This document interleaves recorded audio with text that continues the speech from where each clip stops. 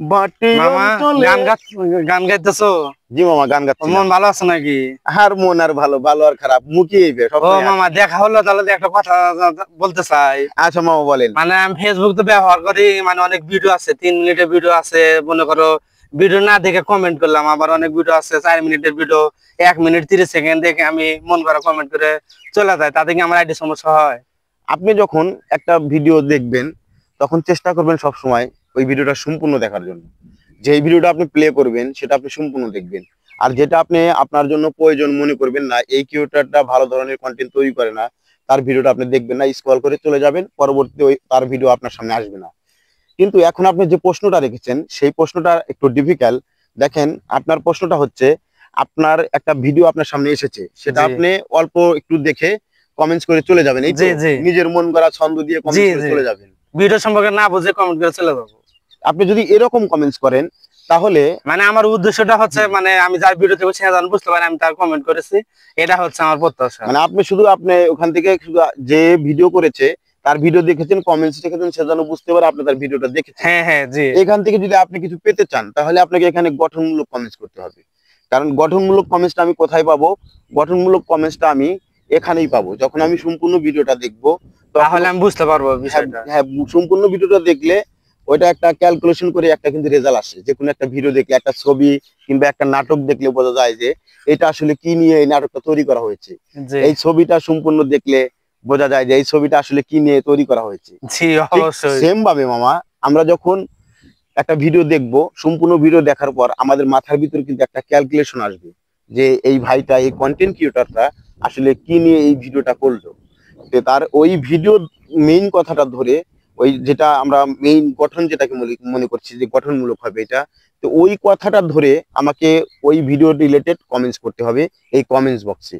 আপনি মন গড়া যদি কমেন্টস করেন, নিজের ইচ্ছা মতো কমেন্টস রেখে এখানে চলে গেলেন, এখান থেকে আপনি প্রত্যেকটা ভিডিওতে যখন এগুলা করবেন আপনিও কিন্তু একজন কন্টেন্ট ক্রিয়েটর। যখন প্রত্যেকটা কমেন্টস বক্সে আপনি এ ধরনের কমেন্টস রাখবেন, সেখান থেকে আপনার মনিটাইজেশন হারিয়ে যাবে, 1। 2 নাম্বার, আপনার পেজ বা প্রোফাইলটা হারিয়ে যাবে। আপনি অবশ্যই ক্ষতির সম্মুখীন হবেন। আর এগুলাকে স্প্যামি কমেন্টস বলে। স্প্যামি কমেন্টস যারা করে তারা অবশ্যই তাদের পেজ, প্রোফাইল, মনিটাইজেশন এগুলো সবকিছু হারাবে, খুব দ্রুতই হারাবে।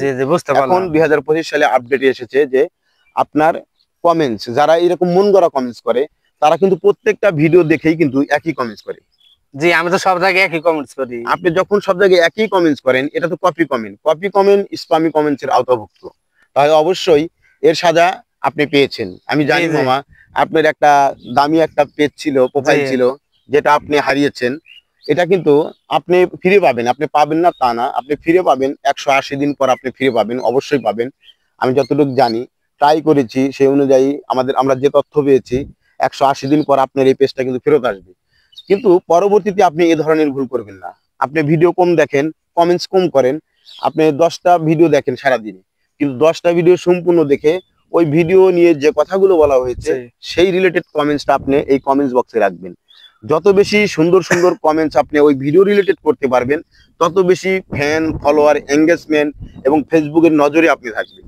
আর আমরা একটা প্রতিনিয়ত ভুল করছি যে আমাদের যদি কেউ ফুলের ভালোবাসা দেয়, 100টা দিক বা 10টা দিক, আমরা খুশি হয়ে তাকে কিন্তু প্রমোট করে দিচ্ছি। আমার অমুক ভাই তমুক ভাই, সে আমাকে 10টা ফুলের ভালোবাসা দিয়েছে, এরকম ফুলের ভালোবাসা আমি যদি পেতে চাই তাহলে অবশ্যই তার সাথে যুক্ত হয়ে এইরকম বড় বালাদের মতো আমরা যখন ডিক্লারেশন দিচ্ছি, সেখান থেকে ফেসবুক আমাদের প্রতি নাকশ হচ্ছে যে আমি তোকে কথা বলার জন্য একটা স্টেজ দিলাম, কিন্তু তুই আমার জন্য কিছু করলি না। তুই প্রমোট করছিস একজন সাধারণ একটা মানুষ, সে তোকে 10টা, হ্যাঁ প্রত্যেকটা সেন্ডার আমাদের কাছে সম্মানীয়, কিন্তু তার চেয়ে বেশি সম্মানীয় আমাদের এই ফেসবুক স্টেজ। দেখেন, আমরা কিন্তু পূর্বে দেখেছি যে বিনোদন করার জন্য মানুষ ভিডিও তৈরি করে সেটা কিন্তু ক্যাসেট বের করতো। এখন আর ক্যাসেট বের করতে হয় না।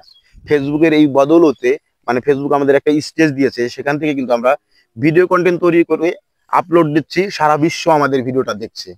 এর চাইতে ভালো স্টেজ কি আপনি এর পূর্বে কোথায় দেখেছেন? না না, কখনো। এত সুন্দর একটা স্পেস যে ফেসবুক মামা দিল, তাহলে অবশ্যই কিন্তু আমাদের বলতে হবে ফেসবুক মামা জিন্দাবাদ। ফেসবুক মামা জিন্দাবাদ।